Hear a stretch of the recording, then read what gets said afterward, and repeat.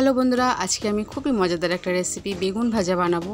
আর বেগুন ভাজা খেতে কার না ভালো লাগে, বিশেষ করে বাচ্চারা তো খুব বেশিই ভালোবাসে, তাই না? তো বন্ধুরা, এইভাবে যদি তোমরা বেগুন ভাজো, বেগুনগুলো কোনো ছেড়ে যাবে না, ফেটে যাবে না, আর খেতে খুব ভালো লাগবে, দেখতেও ভীষণই ভালো লাগবে। গরম ভাতে বেগুন ভাজা আর তার সঙ্গে একদম ঘন করে ডাল কিংবা রুটির সাথে বেগুন ভাজা, পরোটার সাথে বেগুন ভাজা বেশ ভালোই লাগে খেতে। আর বন্ধুরা, বেগুন ভাজা বানানো ভীষণই সহজ। তো চলো বন্ধুরা, দেরি না করে রান্নাটা ঝটপট শুরু করা যাক। তো দেখো বন্ধুরা, আমি এখানে প্রথমেই বেগুনগুলো কেটে নিয়েছি। খুব বেশি মোটাও করিনি, খুব বেশি পাতলাও করিনি, মিডিয়াম সাইজের আমি গোল গোল করে কেটে নিয়েছি। কাটার পরে আমি খুব ভালো করে জল দিয়ে ধুয়ে নিয়েছি।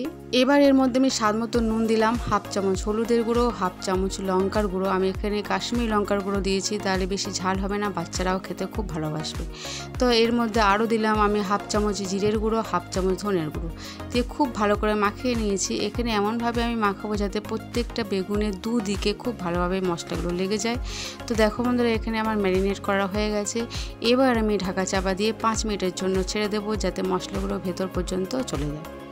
তো আমি এখানে বেগুন ভাজার জন্য গ্যাস অন করে কড়া চাপিয়ে দিয়েছি। কড়া গরম হয়ে গেছে, এখানে আমি সাদা তেল দিয়েছি। তেলটা খুব ভালো করে গরম করে নেব। তেল যখন খুব বেশি গরম হয়ে যাবে, তখন আমি গ্যাসের ফ্লেমটা একদম লো করে দিয়ে এখানে বেগুনগুলো দিয়ে দেব।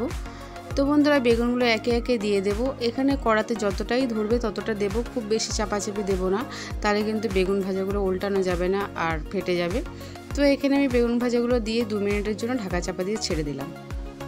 তো ফিরে এলাম 2 মিনিট পর। এবারে আমি বেগুনগুলো উল্টে দেব, যাতে আরেক পিঠ ভাজা হয়ে যায়।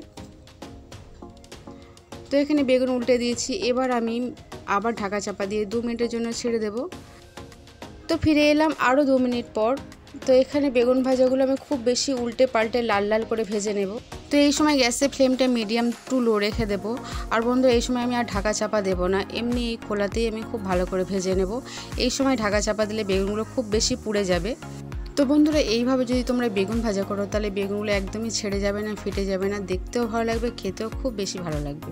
তো বন্ধুরা দেখো, এখানে বেগুনগুলো খুব ভালোভাবে লাল হয়ে গেছে। এবার আমি বেগুন ভাজাগুলো অন্য একটি পাত্রে তুলে নেব পরিবেশনের জন্য।